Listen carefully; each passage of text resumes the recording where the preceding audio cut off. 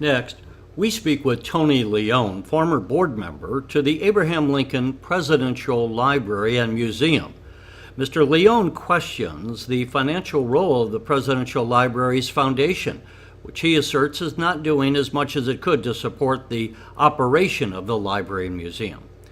He also says the purchase of the Lincoln artifacts by the foundation with $23 million in borrowed money may be lost entirely if millions of dollars remaining on the loan is not paid off by October 2019. This runs about 25 minutes. Tony Leone, thanks for joining us on the Illinois Channel. Sure. One of the stories that has been circulating, in part covered by the Chicago Tribune, and some other local stories, and you had appeared, I believe, with CBS nationally. Yes. Concerns one of the treasures of Springfield, but of Illinois, which is the Abraham Lincoln Presidential Library and Museum. There's a story going on behind the scenes that you have familiarity with, which we wanted to talk to you about, concerning, first of all, a variety of things. One is the loan that was taken out by the Library and Museum, I'll just refer to it as the Presidential Foundation. Library, and the foundation, to buy a collection of items tied to Abraham Lincoln, which seems like something that is a good thing to do. Yes. But there's problems now existing with that, so we want to get into that, and I wanted the audience to have some inkling of the big picture. You were at one time a board member on the foundation, is that correct? Well, not on the foundation, on the board that controlled the library and museum, Okay. which is separate. The foundation is a private entity that is separate. And this is important for us to understand. It is very important So because the they do library not muse- have the same controls. The library and museum we go to, Uh-huh. there's a governing board for that, which you Yes. were on. And then there's the association is what? What is The it? foundation, The foundation. that's the key word here. The foundation. And ostensibly, normally we would say a foundation is there to raise money to support the operation of the Presidential Library. Yes. Is that the purpose of the foundation here in Springfield? Well, I'm not here to just pick a fight with the foundation, but this whole thing was brought on by the foundation unable to pay off the loan that they got a number of years ago. They borrowed $23 million to buy Louise Taper's collection. She had valued it at And it's a collection of what? a collection mostly of Lincoln memorabilia, though one of the side notes is they had Marilyn Monroe's dress and a couple other items of Carl Sandburg that they have valued in the original appraisal at $250,000, and they were only able to get less than $60,000 for it. So this Louise Taper collection was Yes. predominantly items that had belonged to Abraham Lincoln, or at least allegedly had Had his belonged to Abraham Lincoln. signatures. There is a hat. The Provence on the hat is in debate. Okay. And the foundation borrowed the money a few years ago to buy this collection. Yes, yes. And now they have to pay off the balance by October of 2019. Approximately, yes. How much approximately do they have to pay off? I believe it's 9.7 million. What apparently has happened since they refinanced the loan and did it in a very inferior way. The original loan was when Jim Edgar actually served as chairman of the foundation. And he stated as items are as the amount of the loan is paid down, items would be segregated and belong to the museum and no longer part of the collateral. This was a very good move, and this is what Harris So it's kind of Bank. like piecemeal, you're buying the Yes, yes. items And as you paid off. this is what Harris Bank, Chicago, agreed to. Well, Harris Bank wouldn't renew the loan. I don't know why. but they went to another bank, and I think it's a Lake County type bank, and borrowed the remaining money, but changed the contract significantly. And that's where I get pulled into it a little bit, because I voted against the provision that changed. Edgar had in there, as things are paid down, they belong to the museum. They negated that and said the whole collection is up for grabs if it's not paid off. We then find that two of the board members of the foundation are on the holding company of the bank. That's a terrible conflict. Louise Taper actually was on the foundation board when they borrowed the money to buy her collection, though she did recuse herself.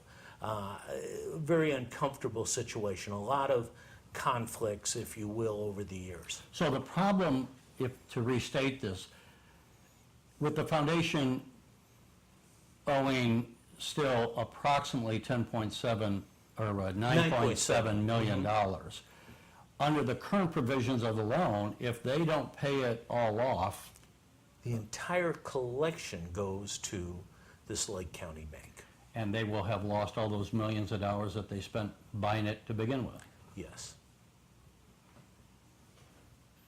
Now, we don't know why they changed the provisions of that loan?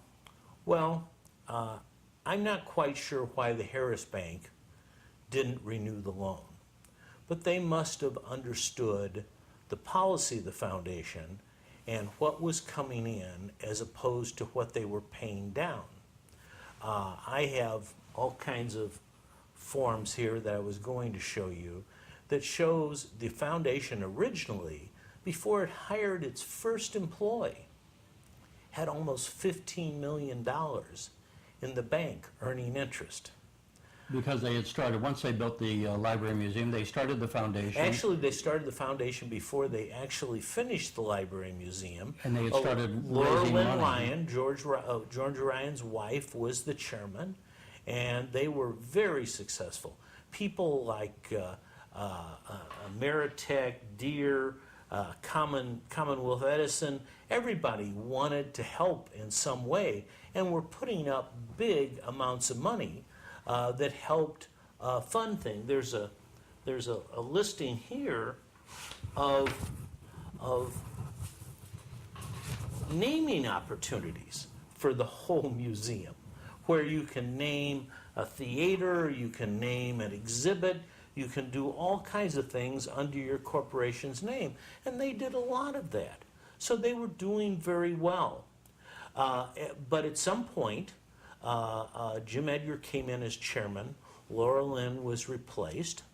I think he did a fine job. However, during that time, they started hiring employees. And I think that's where... Again, the foundation, not, the foundation. We're not talking about the library Yeah, museum. the library museum has employees. It is a state agency. It's paid by state funds.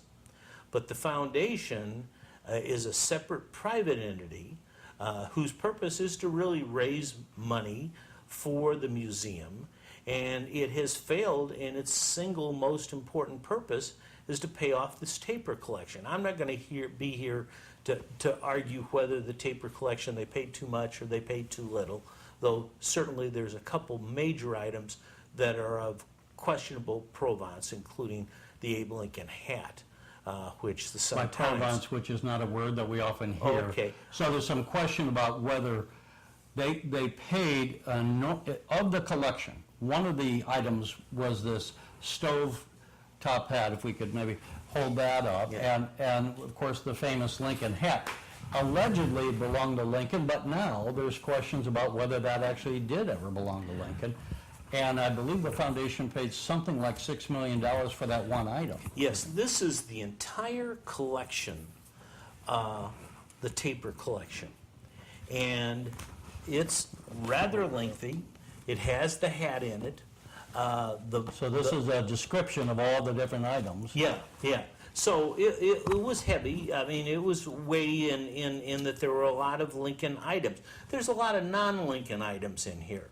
The most kind of, I think, bizarre was the Marilyn Monroe dress and some of the Carl Sandburg, even though Carl Sandburg was a fan There were of Lincoln. pictures of Carl Sandburg, the poet, but with Marilyn Monroe, right? Well, and her dress also. Right. It's valued at $250,000 in this collection. So they borrowed 200, of the Of the millions six that and a they half. borrowed, 250,000 Yeah, were to buy yeah. the Monroe items. Yeah, yeah. And then recently, as part of this effort to raise money to pay off the total, They sold the Maryland dress and the Carl Sandburg stuff, and they got less than $60,000 of value in this appraisal of 250. That's quite off the mark. it's quite off the mark. Yeah. And over the years, how much money has the foundation raised?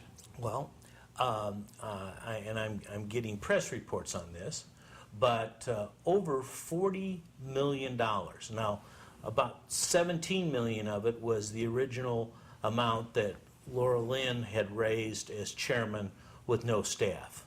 The rest of it has been since staff. But what has happened over the years, and I voted for some of this stuff, we allowed the foundation to run the bookstore. We allowed the foundation to handle all the catering. The bookstore, I want to, for those who haven't been there, in the museum. Yes, yes, yes. We allowed them to run the food service and the rental facility. And again, let me just point this out. Especially during the legislative period here in Springfield during the spring, when the legislature is in, there will be any number of parties and receptions there. There might also be a wedding that Yes. might be held there. So They there's the promote that. catering business, and what you're saying is that money does not go to running the museum, it goes to the foundation. Well, it goes to the foundation. Now, some bright attorney will argue that it's for the purpose to help the museum. But if they really wanted the maximum impact, the museum should be hiring the bookstore staff instead of some national company.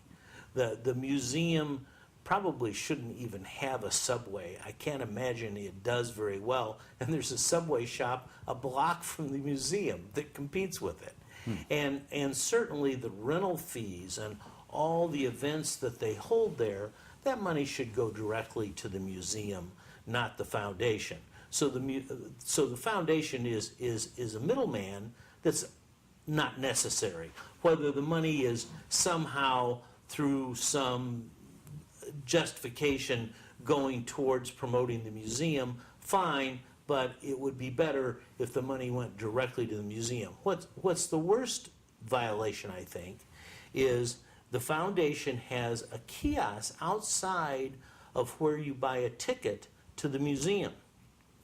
And there is a person there, always stationed there when the museum is open, that approaches you to tell you if you buy a yearly membership with the foundation, you get into the museum for free. So I even have that temporary access card that they sell you for $75 when getting in the museum, I think, costs $12. This And money why goes is to that the a problem? foundation. Well, this money goes to the foundation. Why not allow it to go to the museum directly? So that money, so if they buy the yearly pass, Uh-huh. they pay $75, it goes to the foundation, Yeah. where if they buy just the day ticket, that goes to the operation of the The museum. museum. The museum, yeah. I mean, And you're alleging that the foundation is not really contributing much to the operational cost of the museum, is it? well, apparently it hasn't.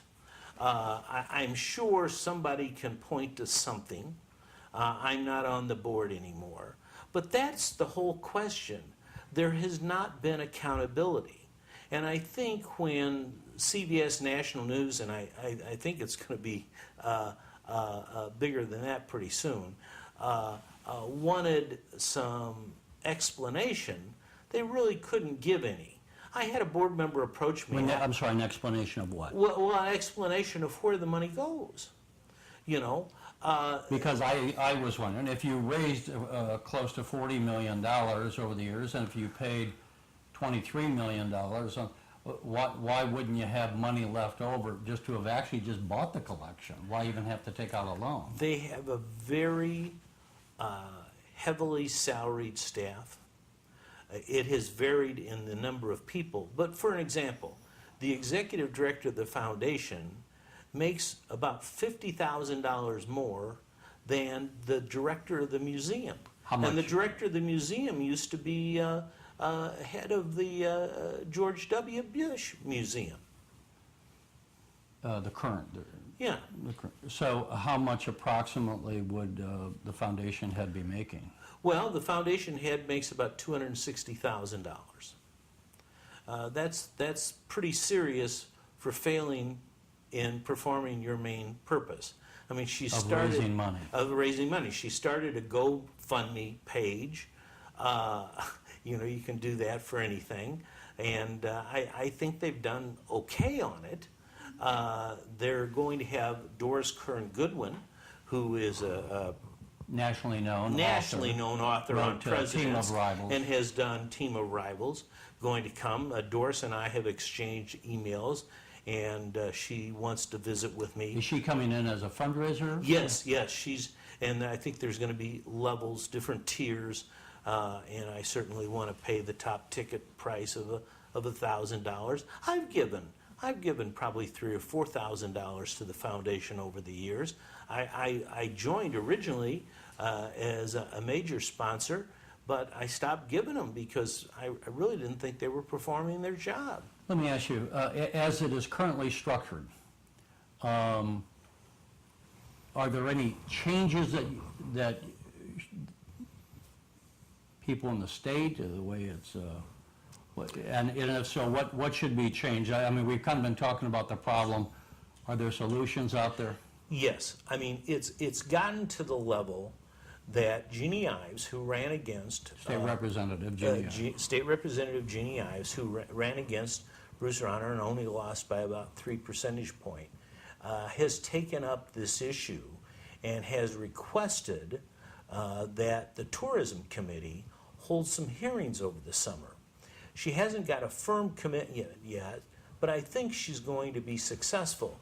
And what she has suggested in proposing, that she's willing to listen to other experts, is a foundation that is purpose is to support a state agency ought to be subject to the same FOIA and the same audit by the Auditor General as any state agency.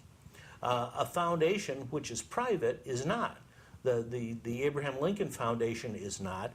They have to file some reports, but they're very slim in any kind of a detail. And that is the problem. Somebody needs to really open their books and say, where is all that money going? If you've raised over $40 million and the original purpose was to pay off this taper loan, why isn't it paid off? And how come you have salaries of an executive director and other employees that make plenty more than the people that are trying to promote the museum from within, that are part of the state agency? And we said over the summer, but I think Jeannie Ives probably at this point is looking, I would guess, to maybe have something this fall come up perhaps. Well, yes, she's retiring, but certainly there is time to introduce a bill. Now, it's not just Jeannie. I've had conversations, private conversations, with people from the Pritzker campaign. I've had private conversations with some of the top staff of the Rauner administration. I think everybody's eyes are open, and nobody wants to hurt the momentum of the foundation to try to complete their task. But on the other hand, this shouldn't continue the way it is, even if they're able to raise enough money. And of course, the foundation went to Governor Rauner and asked him to put the money in the budget to pay this off. He said not while it's operating the way it is. I commend him for that. There's been an editorial, an insider editorial in the Tribune, I think, that asked both Pritzker and Ronner to split the bill to pay for the money. Yes, they've got a lot of money, but you know, there is something systemically wrong with what's going on. We need to open these books and take a look at them. And I think that's why CBS National Television found me, because they knew I probably had the institutional knowledge as great as anybody, because I was with the first original Ryan group that were putting this thing together. He appointed me to the Abraham Lincoln Advisory Board, and then Governor Quinn appointed me to the Illinois Historic Preservation Board in charge of the museum. Well, everyone knows Abraham Lincoln is one of the most admired presidents, perhaps the most admired president in the history of the nation. He's admired not only obviously in America, from around the world. Springfield gets visitors coming to see the museum from around the world. And it's a real treasure, not just for the city, but for the state of Illinois and for the nation. Sure. In fact, the Illinois Channel has done some stories before where we had these collections. We're talking about the Taper collection. There's other people here and there who had items handed down since Lincoln was alive that had belonged to the president, and that before we had a library and museum, there was no place per se to necessarily donate these items if they wanted to give them, and now we have that. Yeah. But nonetheless, so while we want to have a foundation, we want to have certainly the library and museum. On the other hand, as we have some systemic problems, as you have addressed, certainly that's something that we should all be aware of, and at the same time, hopefully have some resolution to this outstanding loan one way or another, so that we don't have spent $23 million and then end up not owning anything. Yeah, and let's focus beyond just paying this thing off. Right. We send a bad message. Justice Williamson, who is former justice of the Rhode Island Supreme Court, donated... Frank Williams. Donated his entire Ulysses S. Grant collection to Southern Mississippi State, was it? I mean, that was a major collection that could have come and been displayed here. Harold Holzer, who is probably the most eminent Lincoln historian, and frankly, Governor Ryan was desperately trying to get him to run the museum, is now got one of his major collections up. It's on Facebook, and you can look at it, and it's spectacular. Most of Taper's stuff is a lot of signatures. I'm not knocking it. I mean, it's real stuff, and it's good. Well, we hope it's all real stuff. The hat. Well, and then I think what we're saying here is we need to fix this problem. There's going to be items out there that over a period of time, as they come available, one would hope that the foundation would be able to buy some, so that we can bring together these items, and then they come out of storage and periodically are put on display. You don't have all of these items on display at one time. They get to be too much, but they do rotate the exhibit. Well, Tony Leone will follow the story, and we say if we're going to have some legislative hearings on this, as perhaps we shall, then at least the viewers can have a little bit of a foundational knowledge of what this issue is and what's at risk. Representative Ann Williams is the chairman of the Tourism Committee, and Representative Tim Butler locally is the minority spokesman. And I'm pretty sure Jeannie has talked to the minority spokesman, Tim Butler, and we're hoping this will be seen by a few people on the committee, and that they will call for some hearings, because we need the Auditor General on any foundation whose purpose is to raise money for a state institution to be audited just like the state institution. There's nothing wrong with that. If you don't want that happening, then maybe there's something to hide. Tony Leone, thank you for joining us. Thank you. This has been great. Right.